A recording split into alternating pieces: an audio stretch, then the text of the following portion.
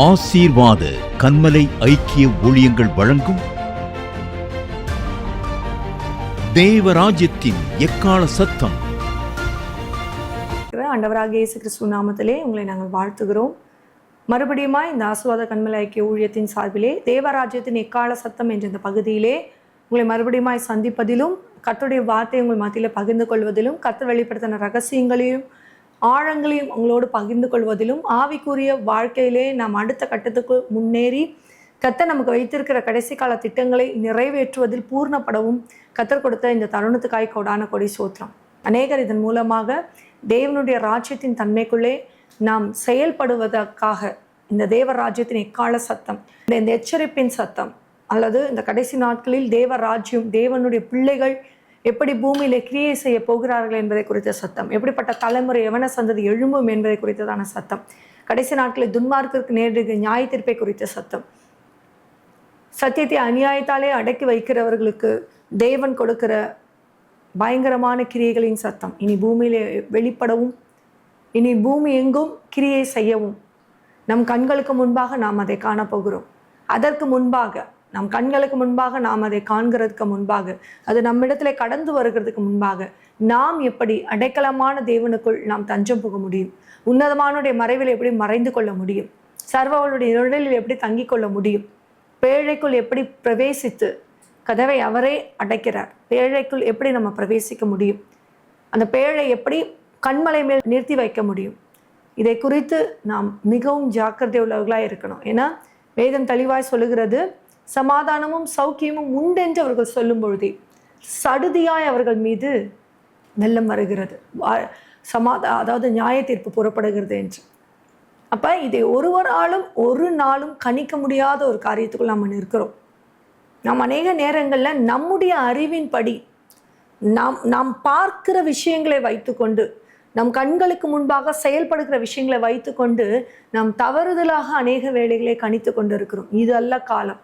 இன்றைக்கு அநேக ஒரு வேதனை மிகுந்த காரியம் என்னென்றால், அநேக தேவ ஊழியர்கள் வாயிலே புறப்படுகிற ஒரு வார்த்தை, இது அல்ல காலம், கர்த்தர் வருகிறதற்கு காலம் இருக்கிறது, இன்னும் அநேக காரியங்கள் பூமியில சம்பவிக்க போகிறது, வேதம் சொல்லுகிறபடி இன்னும் வேதத்தில் இந்த காரியமே இன்னும் செயல்படவில்லை, இன்னும் இந்த காரியம் வருகிறதற்கு இன்னும் ஆண்டுகள் உண்டு, அடுத்தது இந்த காரியம் வரும், அடுத்தது இந்த காரியம் வரும் என்று அவர்கள் மிகவும் தேவனுடைய வருகையை குறித்து ஜனங்களுடைய இருதயத்தில் ஒரு எப்படிப்பட்டனா ஒரு நிர்விசார தன்மையை உருவாக்குகிறவர்களாக இருக்கிறாங்க. அப்போ என்ன ஒரு காரியம் வரும்னா, கர்த்தருடைய வருகை இப்போ இல்லை, நம்ம பார்த்து கொள்ளலாம் என்று ஒரு நிர்விசாரமான தன்மை அவர்களுக்குள்ள பிரவேசிக்க தொடங்கும் பொழுது அவர்கள் தான் இருந்த நிலைமையிலிருந்து எழுந்திருக்க கூட விரும்பாதபடி அந்த நிலைமையிலே அழுத்தி கொண்டிருக்கிற ஒரு காலமாய் இருக்கிறது. அதாவது சத்துருக்கு எதிர்த்து நில்லுங்கள், அவன் உங்களை விட்டு ஓடி போவான் என்று வேதம் சொல்கிறது. பிசாசுக்கு எதிர்த்து நில்லுங்கள், அவன் உங்களை விட்டு ஓடி போவான் என்று வேதம் சொல்கிறது.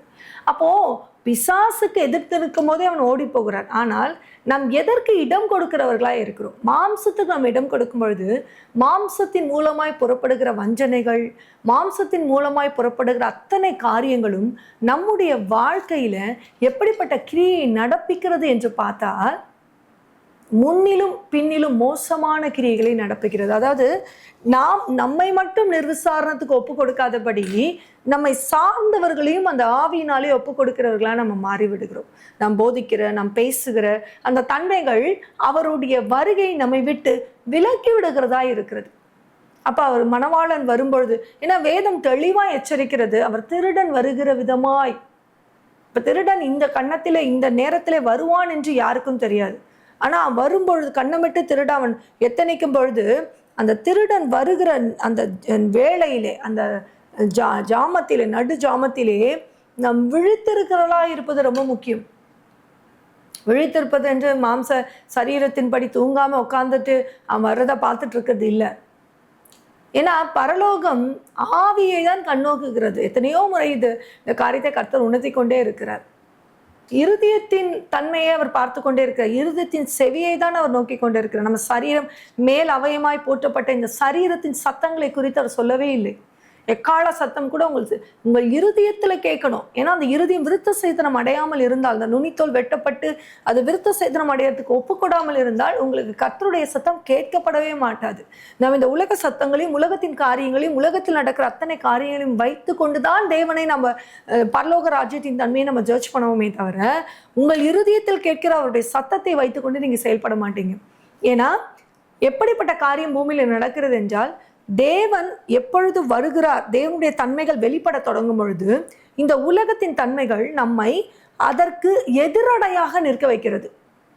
கர்த்தர் இது என்னுடைய காரியம், என்னுடைய நியாயத்தீர்ப்பு புறப்படுகிறது என்றால், இங்க நம்ம சரீரமும் நம்முடைய சிந்தையும் நமக்கு எதை போதிக்கிறது என்றால், இதெல்லாம் காலம், இன்னும் காலம் இருக்கிறது, இன்னும் இந்த காரியம் நடக்க வேண்டியது இருக்கு, இது கண்களுக்கு முன்னாடி அதாவது நாம் எல்லாவற்றையும் சரீர மாம்ச கண்களின் வழியாக பார்த்தால்தான் நம்ம விசுவாசிப்போம் என்ற ஒரு காரியத்துக்குள்ளே நம்ம கடந்து வந்துட்டோம்.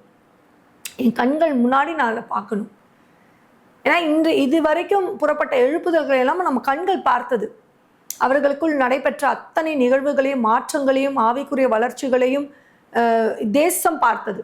தேசத்தில் ஏற்படுத்தப்பட்ட ஒரு பெரிய ரிவைவலை ஜனங்கள் தேசத்தை பார்த்து அநேக காரியங்களை அவர்கள் அறிந்து கொண்டபடினாலே இந்த கடைசி கால எழுப்புதல் கூட அப்படிதான் வரும் என்று விசுவாசித்து கொண்டு உட்கார்ந்துருக்கிறாங்க. நம்ம ஒரே ஒரு காரியத்தை மட்டும் மறுபடியும் எச்சரிக்கையாக சொல்ல விரும்புகிறேன். தேவன் ஆபிரகாமை நடத்தினது போல மோசையை நடத்தவில்லை. ஆபிரகாமுக்கு கொடுத்த நாமத்தை மோசைக்கு கொடுக்கவில்லை. அவர் மோசைக்கு கொடுத்த நாமத்தை யோசுவாக்கு கொடுக்கவில்லை. யோசுவாக்கு கொடுத்த நாமத்தை தாவீதுக்கு கொடுக்கவில்லை. ஒவ்வொரு இடத்திலும் அவர் தன் தன் காரியத்தை விதவிதமாய் வித்தியாசமாய் தான் நடத்துகிறார். அப்படி இருக்கும் பொழுது கடைசி நாட்களிலே அவர் சொல்லுகிற இந்த எழுப்புதல் எப்படிப்பட்ட தன்மை உடையதா இருக்கிறது என்பதை நம்ம அறிந்து ஆராய்வது ரொம்ப முக்கியம். ஏனால் தன் மனவாட்டையை ஆயத்தப்படுத்தி தன்னோடு இணைத்து கொள்வதுதான் தேவனுடைய நோக்கம். அப்ப சபைகளுக்கு போகிறது எல்லாமே மனவாட்டிகள் அல்ல, ஆனா சபைகளுக்குள்ள அவருடைய மனவாட்டிகள் உண்டு. அப்ப அந்த மனவாட்டிகள் எப்படி வித்தியாசப்படுவார்கள் என்றால், அவர்கள் இருதயத்திலிருந்து கர்த்தருடைய சத்தத்தை கேட்கிறவர்களா இருப்பாங்க. அவர்கள் நிதானித்து ஆவியின்படி செயல்படுகிறவர்களா இருப்பாங்க. அவர்கள் எல்லா சூழ்நிலையிலும் கர்த்தரையே சார்ந்து கொண்டு இருக்கிறவர்களா இருப்பாங்க. ஆனா இந்த உலகமோ அவர்களுக்கு பாத்திரனா இருக்காது. இந்த உலகம் அவர்களை நசுக்கி கொண்டே இருக்கும். அவர்கள் உலகத்திலே உபத்திரவப்பட்டு கொண்டுதான் இருப்பார்கள். அவர்கள் மீது சத்ரு தன்னுடைய போர் ஆயுதத்தை தொடுத்து கொண்டேதான் இருப்பார். ஆனால் அது அவர்களை பாதிக்காதவது தேவனுடைய கேடகம் அவர்களை சுற்றி இருக்கும். சில நிகழ்வுகள் நமக்கு காட்டப்படும், நம்முடைய சரீரங்களில, நம்முடைய ஆவியில், ஆத்துமாவில, நம்முடைய சரீரத்துல காட்டப்படும். அது எதற்கென்றால், பெரிய நிகழ்வுல இருந்து நம்மை பாதுகாத்து இது ஒரு சின்ன காரியம் என்பது, ஒரு சாம்பலை போன்ற காரியம் என்பதை நம்மீது அவர் காட்டதான் அந்த காரியத்தை நமக்கு அனுமதித்திருக்கிறார். ஏனென்றால் அவர் பயங்கரமான யுத்த வீரராய் அவர் பூமியிலே சத்ருவோடும் பூமியின் தன்மையோடும் கிரியை செய்து கொண்டிருக்கிறார் என்பதை நம்ம அறிந்து கொள்ள வண்ணமாக தான் அந்த உபத்திரவங்கள் கூட நமக்கு கொடுக்கப்படுகிறது. ஆனால் அந்த உபத்திரவங்கள் நம்மை அழுத்தி போடவோ, இனி இந்த காரியத்திலிருந்து நம்ம எழும்பக்கூடாதபடி இருக்கவோ அல்ல. அந்த உபத்திரம் நமக்கு எதுக்கு கொடுக்கப்படுகிறது என்றால், இனி புறப்பட போகிற விசாலமான பாதையில, இனி புறப்பட போகிற புதிய காரியத்திலே நம்மை அவர் ஆளுமைப்படுத்த தான் அந்த அதிகாரத்தை நமக்கு கொடுக்கிறார். இந்த நாள்ல கூட கர்த்தர் ஒரே ஒரு காரியத்தை, அதாவது கடந்த நாட்களிலே பேசப்பட்ட காரியத்தை தாண்டி ஒரு புதிய வானம், புதிய வானத்தின் தன்மையை குறித்து தான் இருதயத்தில் போட்டுக்கொண்டே வந்தார். அதை குறித்து நம்ம சொல்லும் பொழுது நீங்க பாத்தீங்கன்னா, வெளிப்படுத்தல் 5ஆம் அதிகாரத்துல அந்த வார்த்தை சொல்லுகிறது, அன்றியும் உள்ளும் புறமும் எழுதப்பட்டு 7 முத்திரைகளால் முத்திரைக்கப்பட்டிருந்த ஒரு புஸ்தகத்தை சிங்காசனத்தின் மேல் வீற்றிருக்கிறவருடைய வலது கரத்திலே கண்டேன். நீங்க இந்த வலது கரம் என்று குறித்து வேதத்தை தியானிக்கும் பொழுது நிறைய காரியங்கள் வலது கரத்தை குறித்து பார்த்தீங்கன்னா, மோசே யாத்ராகமத்தில் வரும். அவருடைய வலது கரத்தின் பராக்கிரமம் முக்கியம் செய்கிறது. அவருடைய வலது கரம் பராக்கிரமம் செய்கிறது. அப்ப அந்த வலது கரம் எதை வெளிப்படுத்துகிறது? அந்த வலது கரம் அவருடைய பராக்கிரமத்தை வெளிப்படுத்துகிறதாய், அவர் யுத்த வீரராய், அவருடைய மகத்துவத்தை வெளிப்படுத்துகிறதாய் அது காணப்படுகிறது. புஸ்தகத்தை திறக்கவும் அதன் முத்திரைகளை உடைக்கவும் பாத்திரவான் யார் என்று மிகுந்த சத்தமிட்டு கூறுகிற பலமுள்ள ஒரு தூதனை கண்டேன்.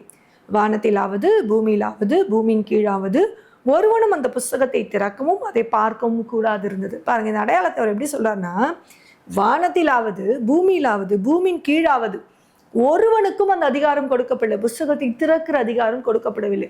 நமக்கு இது ஒரு ஊமையாக கொடுக்கப்பட்டிருக்கிறது. புஸ்தகம் அது திறக்கிற அடையாளம். ஏன்னா நம்ம அந்த புஸ்தகத்தை திறக்கிற தன்மை அப்படின்னு நம்ம பார்க்கும்போது எப்படின்னா, மூடப்பட்ட ஒரு புஸ்தகம் திறக்கிறது, அவ்வளவுதான். ஏன்னா அதை நம்ம ஈஸியாக நம்மளால இமேஜின் பண்ணிக்க முடியும். அப்போ அந்த அடையாளத்தின் படி தான் தேவன் நமக்கு இந்த காரியத்தை காட்டுகிறார். ஆனால் இதற்குள்ள ஆவிக்குரிய அர்த்தம் என்று ஒன்று இருக்கிறது. அதோட தன்மை என்ன நீங்கள் பார்க்கும் பொழுது, ஒருவனும் அந்த புஸ்தகத்தை திறந்து வாசிக்கவும் அதை பார்க்கவும் பாத்திரவானாக காணப்படாததினால் நான் மிகவும் அழுதேன். அப்போ அந்த புஸ்தகத்தை திறக்க பாத்திரவன் யார் என்றால், அந்த 2 நாமம் அதில் கொடுக்கப்பட்டிருக்கு பாருங்க. அவர் யூத கோத்திரத்து சிங்கம், தாவீதின் வேறுமானவர். நீங்க பார்த்தீங்கன்னா வெளிப்படுத்தல தாவீதின் வேரும் சந்ததியுமானவர் சொல்லுகிறதாவது, தாவீதின் வேரின் சந்ததி தன்னை எப்படி அடையாளப்படுத்தும்னா ஆசாரியத்துவமாய் வெளிப்படுத்தும்.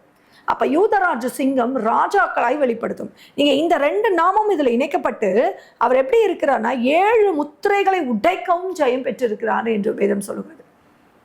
வேதம் இதிலே தெளிவாக சொல்லுகிறது, ஜெயம் பெற்றவர்கள் சாட்சியின் வசனத்தினாலும் ஆட்டுக்குட்டியானுடைய தன்மையிலும் சாட்சியின் வசனத்தாலும் ஆட்டுக்குட்டியான் ரத்தத்தினாலும் ஜெயம் பெற்றவர்களின் வேதம் சொல்லுகிறது. அவர்கள் தன் ஜீவனையும் பாராமல் ஆட்டுக்குட்டியானவர் எங்கெல்லாம் போகிறாரோ அவர்கள் பின் செல்லுகிறவர்கள் என்று வேதம் சொல்லுகிறது. அப்ப அப்படின்னா என்னன்னா, அவர்கள் எப்பொழுதுமே அவருடைய கண்கள் ஆட்டுக்குட்டியானவருடைய செயல்பாடுகளுக்குள்ள, அதாவது கிறிஸ்துவின் செயல்பாடுகளுக்குள்ளே தன்னை பூரணமாய் நிலைப்படுத்தி கொண்டுதான் இருக்கும். ஒரு காரியம் நடந்தால் கூட அந்த காரியத்துக்கு பின் தேவன் என்ன வைத்திருக்கிறார், இந்த காரியத்தின் தன்மை என்ன, ஒருவேளை அது உலகத்தில் அவர்களுக்கு பாத்திரமான காரியமா இருக்காது. நிச்சயமா இதுக்குள்ள இருக்கிற தேவ பிள்ளைகள் இந்த காரியத்தை உணர்ந்து, உலகம் உங்களுக்கு பாத்திரவான் அல்ல. நீங்க அந்த காரியத்தை செய்யும் போது அது உங்களுக்கு அநேக நேரங்களில் வாய்க்காமல் போகும். அநேக நேரத்துல உங்களுக்கு அது எதிராய் நிற்கும். மற்றவர்களுக்கு அது ஈஸியா கிடைக்கிற ஒரு விஷயம் உங்களுக்கு அது செயல்பட முடியாதபடி தடையா இருக்கும். நீங்க எவ்வளவு போராடினாலும் அது உங்களுக்கு இருக்காது. அதுதான் உலகம் உங்களுக்கு பாத்திரவான் அல்ல.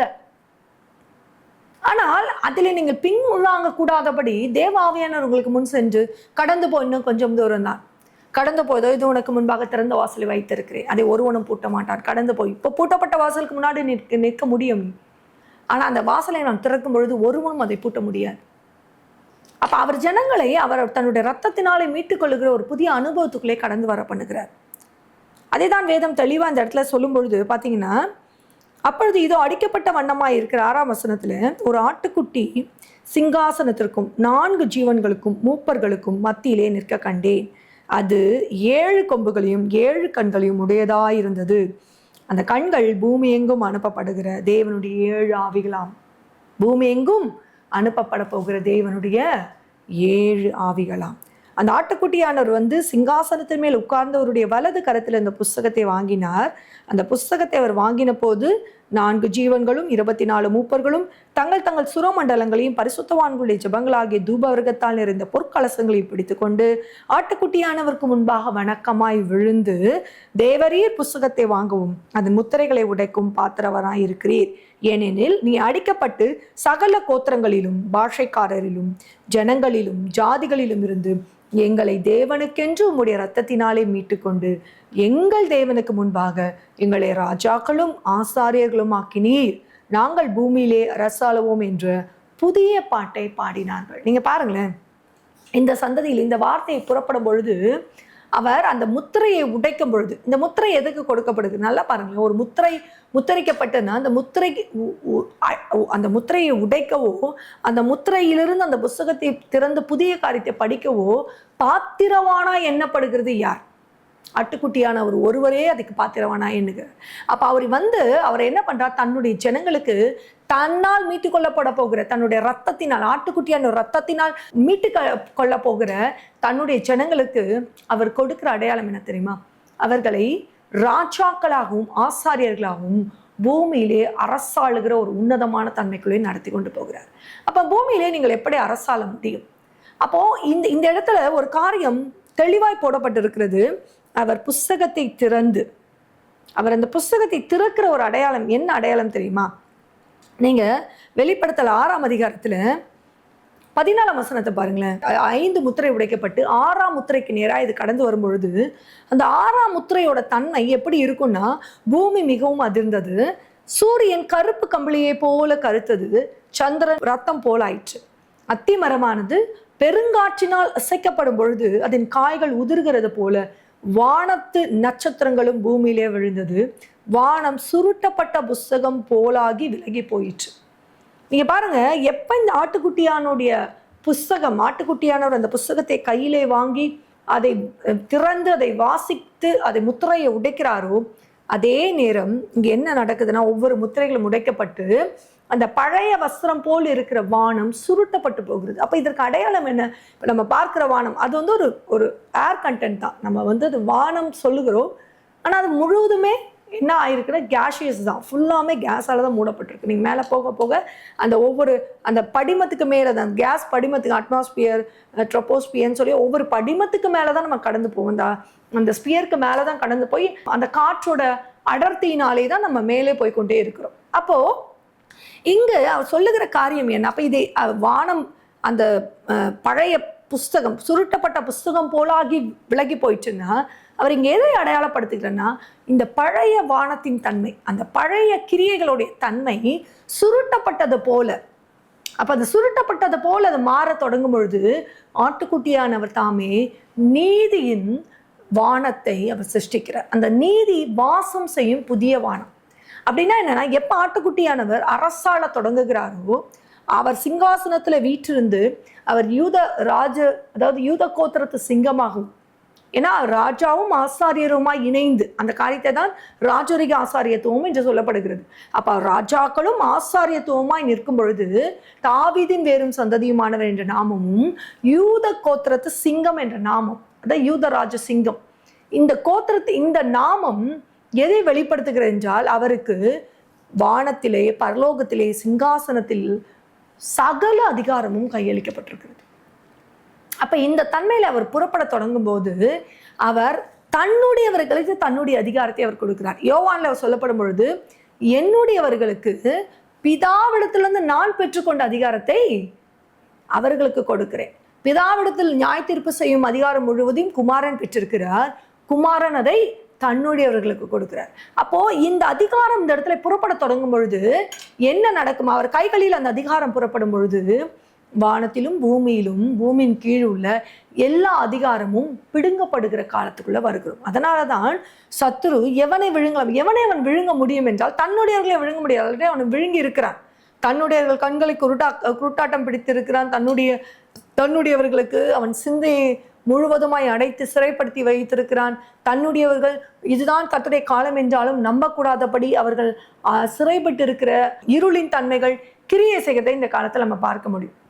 ஆனா எவனை விழுங்கலாமோ என்று வகை தேகிற காரியம் எது தெரியுமா? யார் வெளிச்சத்தை உடையவர்களா இருக்கிறார்களோ அவர்களை எப்படியாவது விழுங்கி போட்டணும். ஏன்னா அந்த வெளிச்சம் உள்ள போகும்போது இருள் மாறி போயிடுவது. அப்ப அந்த வெளிச்சமாய் கர்த்தர் வெளிச்சத்தின் தன்மையாய் அவர்களுக்குள்ள அந்த வெளிச்சத்தை வைத்திருக்கிற அந்த வெளிச்சத்தை அணைத்து போட்டு அந்த வெளிச்சத்தை உள்ளவர்களை விழுங்கி போடுறதுக்கு தான் அவன் எத்தனித்து கொண்டு இருக்கிறான். அதனால்தான் இந்த கடைசி நாட்களிலே கடைசி நொடிகளை நீங்க பார்க்கும் பொழுது தேவனுக்கென்று பரிசுத்தமாய் தேவனுடைய முத்திரையை சுமந்து கொண்டு நிற்கிறவர்களுக்கு உபத்திரவங்கள் 4 முனையில் 8 திக்கிலும் இருந்தே புறப்படுகிறது.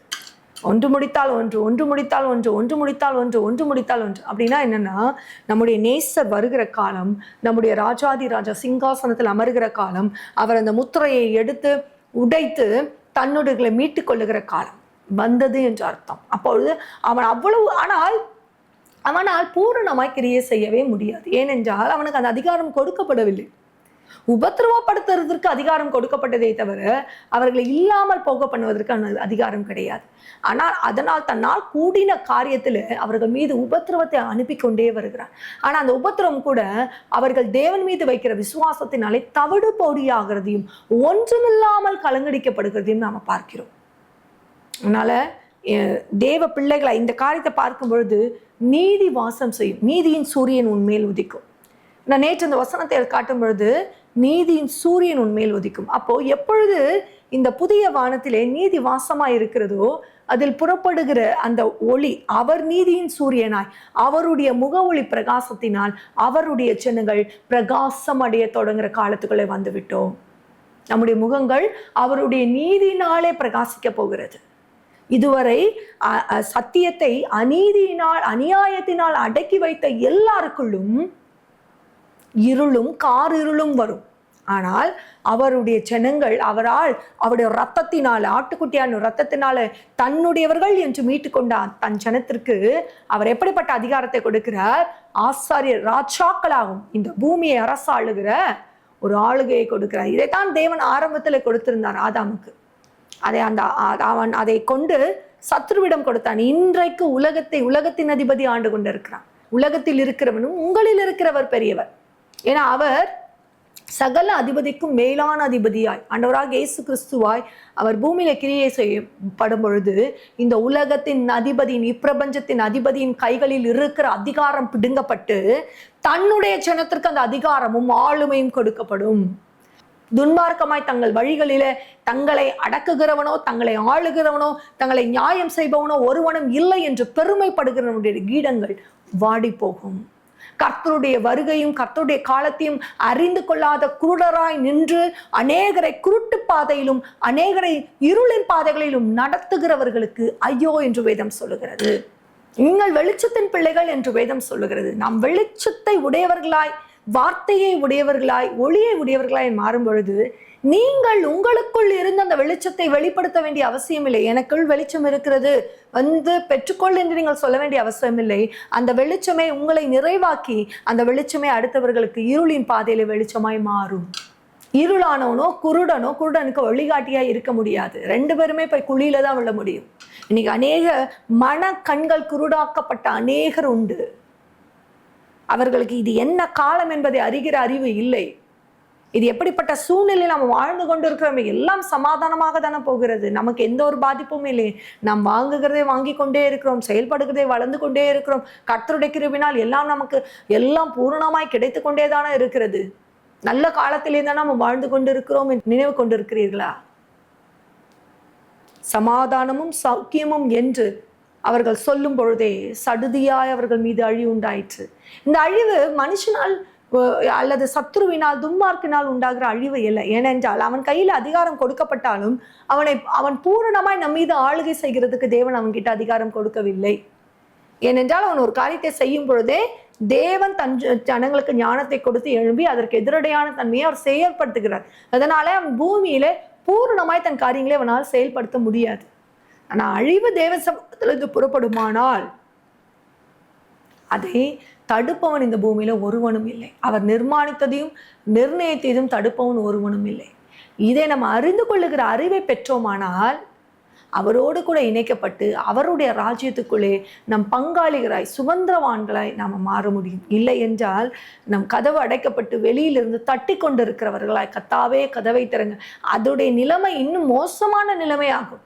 ஏனென்றால் நாம் ஆரம்பத்திலிருந்து நாம் உலகத்துக்குள்ளும் வாழாதபடி, உலக காரியங்களுக்குள்ளும் நாம் செல்லாதபடி கர்த்தரே தெய்வம் என்று அறிக்கையிட்டு கர்த்தருடைய காரியத்துக்குள்ளே இருந்து கொண்டிருக்கிற நாம் அந்த வாசலுக்குள் பிரவேசிக்கத்தான் அத்தனை பாடுகள் படுகிறோம். ஆனா அந்த வாசலுக்குள் பங்குள்ளவர்களாய் நாம் மாறாத படிக்கு இதெல்லாம் காலம், இன்னும் காலம் இருக்கிறது என்று நம்ம ஏமாற்றி கொண்டு நம்ம தூங்குகிறவர்களாய் இருந்தால் மணவாளன் வந்து கதவு அடைக்கப்படும் பொழுதுதான் நம்ம விழித்து கொண்டு என்ன பண்ணுவோம்? போய் எண்ணெயை வாங்கி கொண்டு வந்து கதவை தட்டுகிறவர்களாய் மாறிவிடுவோம்.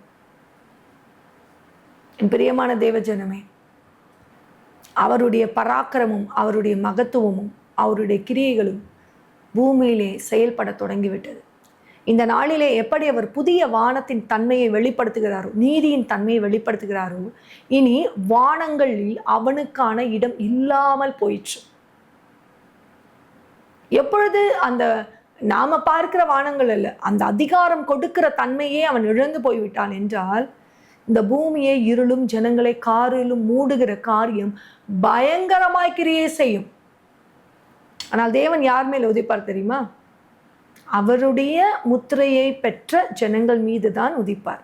அவர்கள் இருதயத்தில் உதிப்பார், அவர்கள் சிந்தையில் உதிப்பார், அவருடைய ஆத்துமாவிலே உதிப்பார், அவர்களுடைய சரீரத்திலே வெளிப்படுவார். அப்படிப்பட்ட ஜனங்கள் தான் எழும்பி பூமியை அரசாள முடியும், சத்துருவின் மீது அதிகாரம் கொண்டவர்களாய் மாற முடியும், சத்துருவை ஜெயிக்க முடியும். சத்துரு அவர்களை கண்டுதான் பயப்படுவான். அவர்களுடைய அவுட்டர் அப்பியரன்ஸ் பார்த்து இல்லை, அவர்கள் எல்லாரையும் பரிசுத்தவான்கள் என்று சொல்லுகிறதை பார்த்தல்ல, அவர்கள் முழு நேரமும் வேதம் வாசிக்கிறவர்களாய் இருக்கிறதுனால பார்த்த அல்ல, அவர்களுக்குள் அவருடைய ஜீவன் உண்டாய் இருக்கிறதை பார்த்து அவன் பயப்படுவான். அந்த ஜீவன் மனுஷருக்கு ஒளியாயிற்று. அந்த ஒளி இருளிலே பிரகாசிக்கிறது. அந்த பிரகாசிக்கிற ஒளி ஒருவேளை இதுவரை கண் குருடாக்கப்பட்ட மனக்கண் குருடாக்கப்பட்ட ஜனங்களுக்கு தெரியாமல் இருக்கலாம். ஆனால் எப்பொழுது தேவன் அதை வெளிப்படுத்த சித்தமாய் இருக்கிறாரோ அப்பொழுது அவரை குத்தின கண்களும் அவர்களை கண்டு புலம்ப தொடங்கும். ஒரு முறை ஆனந்த களிப்பு உண்டாகும், ஒரு பக்கம் புலம்பல் உண்டாகும், ஒரு பக்கம் மகிழ்ச்சி உண்டாகும், ஒரு பக்கம் களிப்பு உண்டாகும், கலக்கம் உண்டாகும், ஒரு பக்கம் சந்தோஷம் உண்டாகும், ஒரு பக்கம் பயம் உண்டாகும். இருளுக்கும் வெளிச்சத்துக்கும் சம்பந்தம் ஏது? எதை நீ விசுவாசிக்கிறாய்? எதை நீங்க எதிர்பார்த்து காத்து கொண்டிருக்கிறீர்கள்? மணவாளனுக்கு நீங்க எதிர்பட்டு காத்து கொண்டிருக்கிறவர்களாய் இருந்தால் உங்களுக்குள் அவர் போட்ட முத்திரை அந்த மணவாளன் எதிர்பார்ப்பையே நோக்கி கொண்டிருக்கும். அதுதான் நீங்க முத்திரைக்கப்பட்டவர்கள் என்ற அடையாளம். நீங்க உலகத்துக்கு செவி கொடாதபடி, உலக சத்தம் உங்களுக்குள்ள எந்த ஒரு பாதிப்பையும் உண்டாக்காதபடி, பூமியின் தன்மைகள் உங்களை அழுத்தாதபடி, நீங்கள் எப்படிப்பட்ட அழுத்தமான பாதைகளில் நடந்தாலும் உங்களுக்குள்ள ஒரு தேடல் உண்டாகி கொண்டே இருக்கும். அவருடைய வார்த்தை, அவருடைய வசனம், அவர் எப்பொழுது வருவார், எப்பொழுது விடுவிப்பார், எப்பொழுது மீட்டுக்கொள்வார், இந்த எண்ணங்கள் உங்களுக்குள்ளே அடுக்கடுக்காய் தோன்றிக் கொண்டே இருக்கும். இதுதான் நீங்கள் அவருக்குள் முத்திரிக்கப்பட்டீர்கள் என்ற அடையாளம். நீங்க மற்றவர்களை போல சந்தோஷப்பட முடியாது. உங்களால நீங்கள் செயல்படுகிற காரியத்துல அவ்வளவுதான், இது போதும் என்று நிறுத்திவிட முடியாது. நீங்க தேடல் உங்களுக்குள்ள இருந்து கொண்டே இருக்கும். இது அல்ல, இது அல்ல, இது அல்ல என்று ஒரு தேடல் உங்களுக்குள்ள இருந்து கொண்டே இருக்கும். இதை தான் முத்திரித்தவர்கள் என்று அர்த்தம். ஏன்னா அந்த முத்தரித்தவர்களுக்கு தான் இப்படிப்பட்ட எண்ணங்கள், இப்படிப்பட்ட யோசனைகள், இப்படிப்பட்ட செயல்பாடுகள் உண்டாகும். ஈவன் அவர்கள் தேவன் உபத்திரப்படுத்துகிற தேவன் அல்ல, ஆனா ஒரு உபத்திரவத்தின் பாதையிலே நடந்தாலும் தேவனை நோக்கி முறுமுறுக்காதவர்களாம், கர்த்தர் எல்லாவற்றும் அவருடைய சித்தத்தின்படி செய்கிறவர்களாய், நன்றி சொல்லுகிறவர்களாய் இருப்பாங்க. அப்படிப்பட்டவர்களாம் பூர்ணப்பட்டவர்களாய் மாற முடியும். கர்த்தர் தாமே உங்களை ஆசீர்வதிப்பாராக. இந்த நாட்களில் இந்த புதிய வானம் நீதி வாசம் செய்யும் வானம், நீதிபரர் எழும்புகிற வானம், நீதிபரர் தன்னுடைய சிங்காசனத்தில் வீற்றிருக்கிற வானம். பழைய வானம் சுருட்டப்பட்ட புஸ்தகத்தை போல மாற்றப்படும் பொழுது பழைய அக்கிரமங்கள், பழைய அநியாயங்கள், பழைய கிரியைகள் முற்றிலுமாய் சங்கரிக்கப்பட்டு போகும். அதற்குதான் அவர் ராஜரீக ஆசாரியத்துவத்தை தன்னுடையவர்களுக்கு அவர் பங்களிக்கிறார். தேவன் அது இந்த பூமியில கிரியை செய்கிற காலம் வந்துவிட்டது. அதனால் நம்ம ஆயத்தப்படுவோமாக. பரிசுத்தமுள்ள தேவனே, எங்களை தாழ்த்தி ஒப்பு கொடுக்கிறோம். உம்முடைய வருகையிலே, மணவாளனுடைய வருகையிலே மணவாட்டிகளாக எங்களை ஆயத்தப்படுத்தி உம்முடைய நீதியின் சால்வையை எங்களுக்கு தரித்து கொள்ளும். பரிசுத்தவான்களின் நீதி மெல்லிய வஸ்திரங்களாக எங்கள் மீது போற்றப்படுவதாக. நீதியின் சால்வையை நீர் வைராகியம் கொண்டு வெளிப்படுத்துகிறீர். அந்த நீதியின் சால்வை உம்முடைய ஜனங்கள் மீது நீதியின் வஸ்திரங்களாக மூடப்படுவதாக. உம்முடைய நீதியின் கரம் வெளிப்படுவதாக. நீதியின் ராஜா எழும்புவீராக. கிறிஸ்து இயேசு நாமத்தில் ஜெபிக்கிறோம் அன்பின் பரலோக பிதாவே. ஆமீன், ஆமீன். God bless you. கர்த்தர் உங்களை ஆசீர்வதிப்பாராக. ஆமீன். அன்பிற்குரியவர்களே, உங்கள் ஜெப தேவைகளுக்கும் மேலும் ஆலோசனைகளுக்கும் எங்களோடு நீங்கள் தொடர்பு கொள்ள எங்கள் முகவரி: ஆசீர்வாத கன்மலை ஐக்கிய ஊழியங்கள், பிளாட் எண் 20, 3வது மாடி, ஜானகி நகர், அனெக்ஸ், காட்டுப்பாக்கம், சென்னை 56.